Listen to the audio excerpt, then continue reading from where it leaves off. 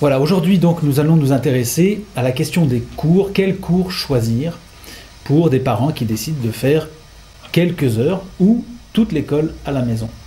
Alors la première des choses, je crois qu'on peut le dire, c'est que il y a deux grandes options qui sont soit faire entièrement l'école tout seul, en créant son propre cours, soit en prenant un cours par correspondance. Alors là-dessus, nous avons une certaine expérience, et bien vous vous servirez du cours par correspondance comme vous voudrez, vous le composerez à votre manière. Alors parmi les cours qui existent, les cours par correspondance qui existent, quels sont ceux qu'on pourrait recommander? Alors on ne va pas les citer nommément, enfin on va éviter de le faire, mais ce qu'on va vous proposer, c'est des critères de sélection de ces cours. On peut dire d'abord le nombre d'heures à consacrer par jour en moyenne. Oui, moi je dirais 4 heures par jour, c'est déjà pas mal. Et donc si on fait cours intégralement, oui. C'est 4 heures, oui. Au minimum. Enfin, disons que c'est une bonne moyenne. D'accord. Il y a des gens qui arrivent à faire les cours en 3 heures, à boucler le programme avec 3 heures par jour. Moi je trouve que 4 heures c'est déjà bien, 4 heures avec l'enfant, et après lui laisser quand même 1 ou 2 heures de travail à faire de manière personnelle. Alors il y a évidemment le cas des gens qui ne font pas cours par correspondance intégralement, mais qui font simplement du soutien à leur enfant après l'école le soir. Alors évidemment là, vous n'avez pas besoin de faire 3 heures par jour, ce ne serait pas possible, mais en 25 minutes, entre 25 minutes et 1 heure, vous pouvez apporter énormément à votre enfant et l'aider. Vous vous aiderez bien sûr avec le blog. Il y a plein de conseils qui vous concernent aussi si vous n'avez pas de cours par correspondance et que vous souhaitez faire simplement du soutien. Le blog peut également vous aider. Alors, une fois que vous avez fait un choix entre cours par correspondance, cours en solitaire, cours de soutien seulement, eh bien, vous devez choisir la bonne formule. Alors, vous verrez que sur le blog sont proposées des adresses des différents cours qui existent, les cours par correspondance qui existent. Donc, vous pourrez très facilement avoir des renseignements. Alors certains sont organisés de manière hebdomadaire, c'est-à-dire qu'on vous donne un programme à faire par semaine. D'autres sont beaucoup plus, j'allais dire directifs, mais c'est pas le mot, mais ils vous mâchent encore plus le travail en vous donnant un programme quotidien. En vous disant, voilà, aujourd'hui il y a telle dictée à faire, tel exercice, telle leçon à apprendre, telle poésie à apprendre. Voilà, c'est un découpage vraiment très très précis. Donc pour les parents qui ne sont peut-être pas très sûrs d'eux au début, ça peut être aussi une bonne formule d'aller vers ce genre de cours. Oui, alors là tu abordes le premier critère qui est la méthode, oui. La pédagogie. Donc en effet, il y a des cours qui sont assez directifs. Encadrés, disons. Encadrés, certains parents préfèrent d'ailleurs, ils n'ont pas du tout le métier en main, donc ils préfèrent qu'on leur dise jour après jour pratiquement ce qu'il faut faire. Et il y en a d'autres qui sont beaucoup plus généralistes, donc vous verrez c'est très très différent. Il y en a qui vous donnent un programme d'1 mois sans vous dire exactement ce qui se passe au jour le jour, et puis d'autres qui vous précisent les choses au jour le jour. Donc parmi vos critères de sélection, regardez bien cette question, posez des questions aux gens que vous aurez au bout du fil. Vous avez donc les numéros de téléphone sur le blog, appelez les cours et demandez comment ça se passe au jour le jour. Vous aurez un renseignement important parce que ça va évidemment jouer sur votre manière d'enseigner. Alors deuxième critère qu'on pourrait proposer, c'est le coût, le prix des cours par correspondance. Alors combien ça coûte à peu près? Alors il faut compter pour un CP à peu près entre 500 et 600 euros. CE1 CE1 600 à 700 et puis CM à peu près pareil. D'accord. Les prix sont relativement alignés entre les différents cours par correspondance. D'accord. Voilà, à part un qui est en Belgique, mais qui est un petit peu spécifique, qui est vraiment très très bon marché. Oui, parce que c'est le cours de l'État belge. Qui est un peu à part. Qui s'appelle le CEAD, qui veut dire Centre d'enseignement à distance. Oui. Voilà. C'est ça. Alors lui, il propose des cours pratiquement gratuits. Voilà, c'est un abonnement à vie que l'on paye donc une fois, qui est de mémoire qui est de 35 à 40 euros, je crois.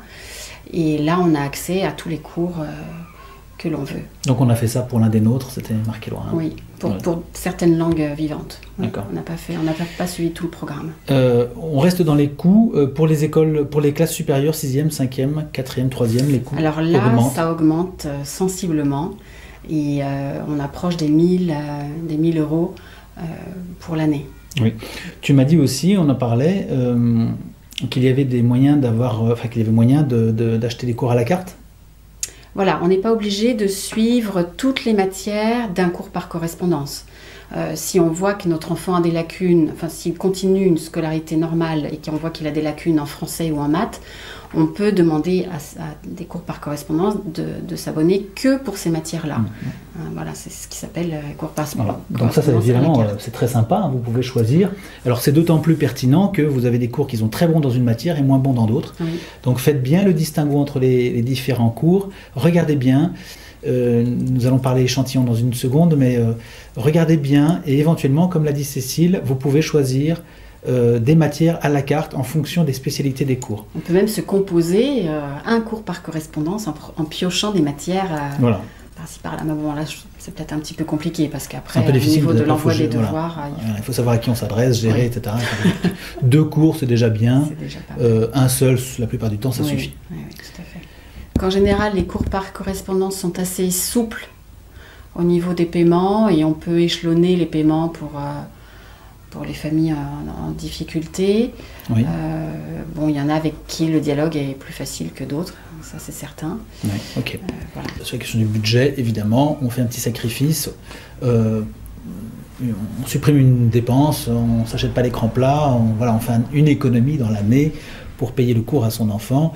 Dites-vous bien quand même qu'en France, les cours sont quand même beaucoup moins chers qu'aux États-Unis ou ailleurs.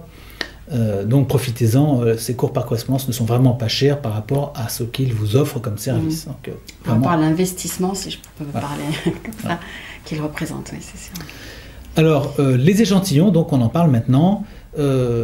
C'est une chose qui est très intéressante de pouvoir regarder les échantillons des cours par correspondance. Donc demandez-les, il y en a pratiquement de manière systématique, des échantillons sont proposés, donc il y en a à disposition. Voilà, on vous envoie en général 1 à 2 semaines de cours, prises au milieu du programme, voilà, parce que c'est vrai que la première semaine de cours n'est jamais très significative, parce que c'est des révisions.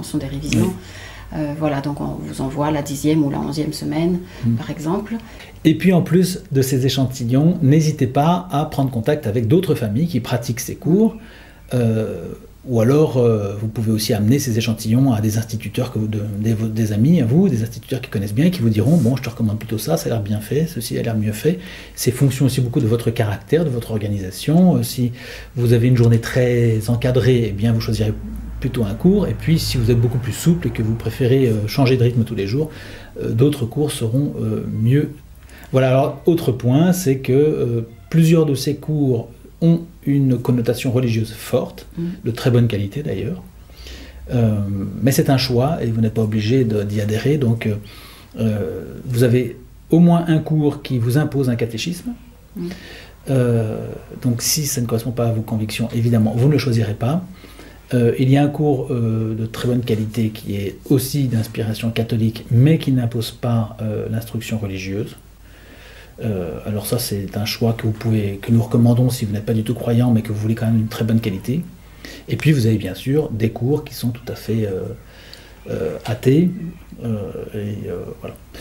Alors les qualités sont variables. Regardez bien attentivement. La balle est dans votre camp. Faites le bon choix. Prenez votre temps avant d'envoyer votre chèque. Choisissez bien le cours qui vous correspond le mieux. Renseignez-vous sur Internet, rencontrez des gens, des instituteurs à qui vous pouvez montrer des cours, par exemple des instituteurs ou des amis qui connaissent un peu cette question et qui vont pouvoir vous dire d'après moi et d'après le tempérament que vous avez, votre famille, je te verrai plutôt avec tel ou tel cours. Donc prenez bien soin de vous renseigner, de poser des questions, d'échanger avec d'autres familles sur Internet, etc. Autre chose à dire ?